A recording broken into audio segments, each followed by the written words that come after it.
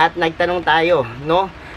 Kung bakit kayo nag-aalaga ng snake plants. At eto na yung resulta. Pagbuga nito ng oxygen, nakakatulong po sa ating mga tao, no? Dahil yan po yung ini-intake natin na gas, ano? Ang paglabas po ng bulaklak ng snake plants ay sinasabing bihira. Hindi basta-basta mapapatay dahil kasama nga rin po ito dun sa mga listahan ng hard to kill plants. Hello everyone! This is Sir Misunao, Pini tayo ng Parque Eco Garden, and welcome back sa ating YouTube channel. And for today's video, ano nga ba pag-uusapan natin? Ito po, yung nasa aking harapan, ano, ang mga snake plants. Bakit pa napakadaming may gusto sa snake plants, ano? Kaya naman, gumawa ako ng survey, ano, sa ating social media accounts, at nagtanong tayo, no? Kung bakit kayo nag-aalaga ng snake plants. At eto na yung resulta. Malalaman nyo sa ating pagbalik. Kaya ako ready na kayo mga ka-MDP. Tutok lang po.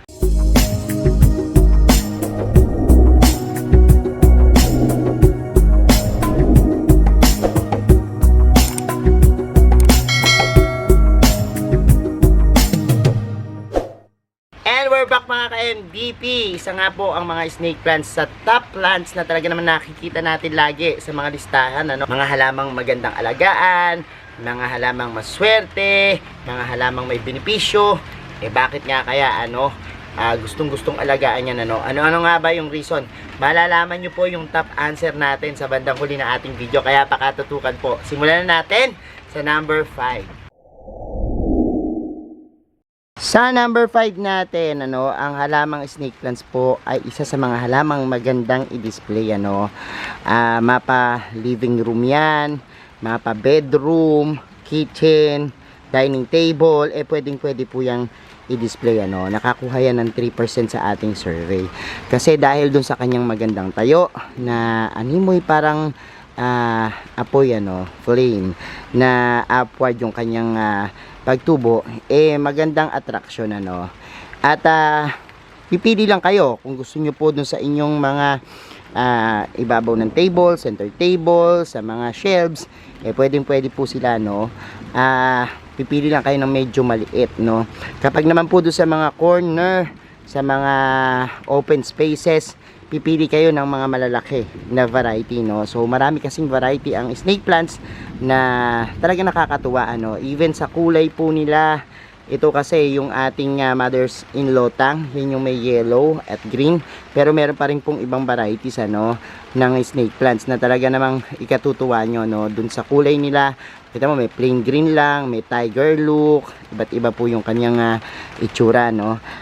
Kaya naman po isa sa mga paboritong i-display, no, dun sa aesthetic value na binibigay niya, no. At napakasosyal, lalo na kung halimbawa ang lalagyan mo ay pots na elegante, no. Maganda po yan na pansalubong sa mga bisita, at syempre nakakadagdag ng magandang ambience.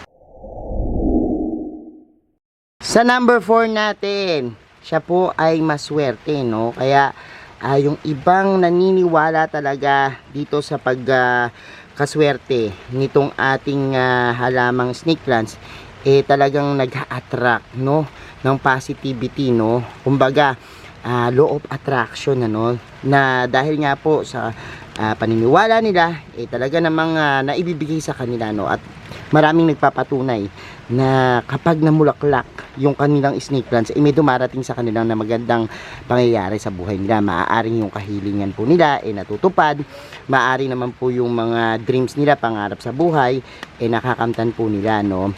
Ang paglabas po ng bulaklak ng snake plants ay sinasabing bihira, no, unusual. Kailan ba ito nagaganap, ano? Usually po kasi sa napansin natin, kapag maganda at binibigay natin yung pangangailangan ng snake plants, mas lumalabas yung kanilang mga bulaklak, ano. At meron din pong instances na kapag sila'y nai-stress, one thing po na napansin natin, kapag nag-over na po yung mga snake plants, halimbawa yung mga suloy nila, dumami na po at talagang tumubo na sa mga paligid, tapos overcrowded na yung halaman. Ang tendency po kasi, imbis na mapunta yung sustansya dun sa pinakadahon niya, pino-force po nung halaman na maglabas ng bulaklak, ano. Kaya naman makikita natin na minsan may lumalabas talagang mga bulaklak. Minsan once a year, minsan may madalas naman, ano. Depende po kung gaano nakarami yung mga snake plants na nasa paso, ano. So yan po yung isang reason, ano, maswerte po kaya po may mga nag-aalaga. Sinasabi nga rin po na yung kanyang upwards na tayo sumisimbolo po ng growth at prosperity rin po, ano. Nag-a-attract din po ito ng wealth at the same time po protection, ano, dahil dun sa kanyang mga matulis na dulo. Sinasabing pinaaboy niya yung mga evil spirit na maaring pumasok sa ating tahanan.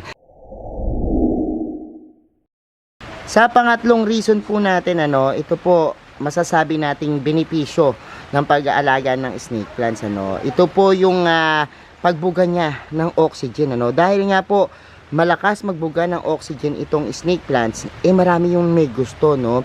Lalo na yung may mga sakit sa paghinga, may problema, no. Katulad po ng asthma, yan po.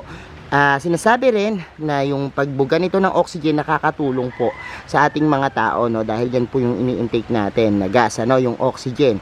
And marami po yung naglalagay nito sa bedroom dahil kapag po malakas yung oxygen, talaga namang mas nahihimbing yung tulog natin. Kaya bagay na bagay sa mga may insomnia.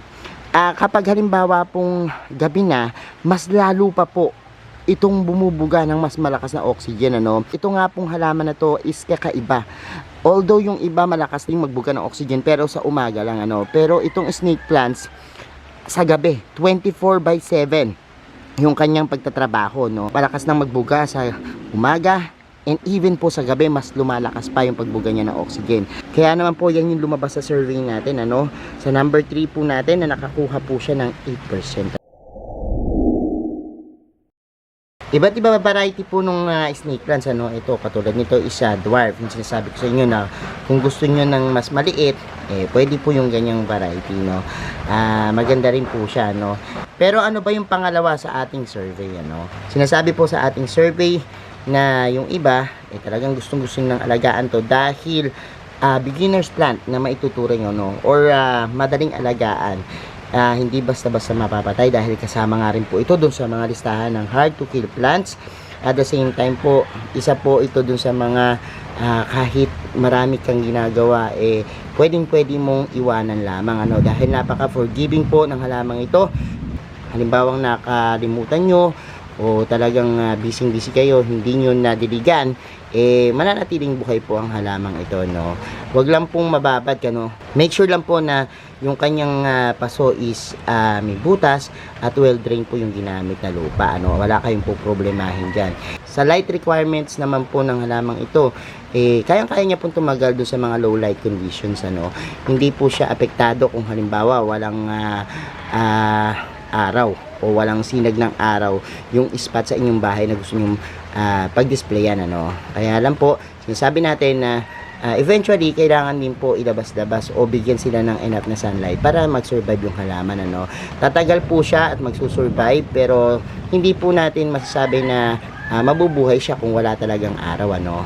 Gumamit po ng grow light kung halimbawa pong walang masyadong ilaw dun sa inyong pamamahay, and kung meron naman po kayong spot sa inyo na bright lang po yung kondisyon, no, nung lighting, pwede po siya doon, ano. Ayan po yung ating snake plants at nakakuha po siya ng 17%. At sa number 1 po natin na resulta, no, sa ating survey, ito po ay naglilinis ng hangin. Talagang malaki yung contributions ng snake plants, ano, dahil na-absorb niya yung mga cancer causing pollutants, ano. Ano nga ba yung mga kaya niyang linisin bukod po dun sa carbon dioxide na kinukuha po at ina-absorb nitong ating magandang halamang snake plants, kaya niya rin po na linisin yung benzene, formaldehyde, xylene, trichloroethylene at toluene sa ating mga hangin, ano. Yan po yung mga nanggagaling po dun sa mga pintura, sa mga nail polish, sa mga sprays, insecticides at kung saan-saan pa po ano na ginagamit natin sa ating bahay na kapag humalo po dun sa ating hangin nagsisilbi pong lason no kapag nai-intake natin no. Kaya maganda po talaga na meron kayo no. 65% nga po yung nakuha niya sa ating survey ano. Ayan yung pinakamataas dahil ito nga po kasama dun sa NASA study, yung clean air study na nagsasabi na ang snake plants kapag iniwan mo po yan sa isang kwarto, lilinisin niya po yung almost 100% ng ating hangin ano. Hindi lang po yung mga nabanggit natin pero more than 100 plus na toxin sa hangin kayang-kaya po nito no. Isa pa po dyan is yung mga dust no or yung mga alikabok na namumuo dun sa ating hangin nalilinis rin po nito no. Kaya naman po kung health wise yung pag-uusapan, gusto mo na mapaganda yung kalusugan ng iyong pamilya, maglagay ka po ng mga snake plants at i-display sa inyong bahay. Kita nyo po dito sa aming garden, napakarami kong snake plants kasi po yan po yung napakagandang benepisyo niya no. At more snake plants, mas maganda po ano. Kaya kung mapaparami nyo sila, paramihin nyo ng marami at mag-display kayo ng mas maraming snake plants sa inyong bahay. So ayan mga ka-MD, pinapanood nyo na po yung ating vlog for today and I'm sure naman na meron na rin kayong mga snake plants sa inyong bahay no? At katulad ko, siguro yung iba sa inyo naging paborito na rin po ito no? Dahil sa pagdaan ng panahon talaga namang ang daming mabibigay nitong maganda sa ating buhay. Maraming salamat po sa inyong pagtutok ngayong araw na ito. Maraming salamat din po sa lahat na nag-like, nag-share at nagko-comment sa ating mga video. At syempre po dun sa mga hindi pa po nagsasubscribe sa ating YouTube channel, kung bet na bet nyo po yung ganitong usapan, plants and gardening, mag-subscribe na po kayo. No? Huwag nyo pong kalimutang i-hit yung notification bell para laging updated sa aming latest uploads. Pati po sa iba't iba nating social media accounts, sa ating TikTok, Instagram, Facebook pages, search nyo lang po Hermes Unajo or Mini Dino Park Eco Garden. Makikita nyo na yan. Salamat ng maraming mga ka-MDP. At meron na ba kayong snake plants? Kung wala pa, kuha na. Nagsasabi po sa inyo ng happy planting. Bye!